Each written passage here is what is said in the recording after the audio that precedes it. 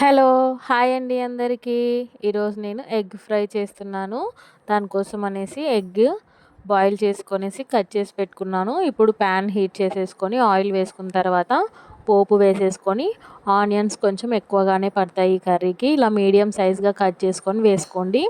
దాంట్లోకి పసుపు, ఉప్పు వేసేసుకొని ఒకసారి అంతా కలుపుకొనేసి పచ్చిమిర్చి యాడ్ చేసుకొని 1 స్పూను అల్లం వెల్లుల్లి పేస్ట్ యాడ్ చేసుకొనేసి అంతా కలుపుకొని మూత పెట్టేసుకొని ఒక 5 నిమిషాల పాటు మగ్గించుకోవాలి. ఇలాగ మగ్గిపోతాయి. ఒకసారి అంతా కలుపుకున్న తర్వాత ఇప్పుడు ఇందులోకి కారం యాడ్ చేసుకొని కొంచెం స్పైస్ ఉంటేనే బాగుంటుంది ఈ కర్రీకి. ఎందుకంటే ఆనియన్స్ కొంచెం తీపి వస్తాయి కదా. ఇప్పుడు మూత పెట్టేసుకొని ఒక 2 నిమిషాలు మగ్గించుకున్న తర్వాత ఇప్పుడు ఇందులోకి ఎగ్స్ వేసేసి అంతా కలుపుకొనేసి లాస్ట్‌లో గరం మసాలా కానీ లేదంటే ధనియా పౌడర్ కానీ యాడ్ చేసి 2 నిమిషాలు మగ్గించుకుంటే మన ఎగ్ ఫ్రై రెడీ అయినట్టే అండి. అంతే ఈ వీడియో. బాయ్.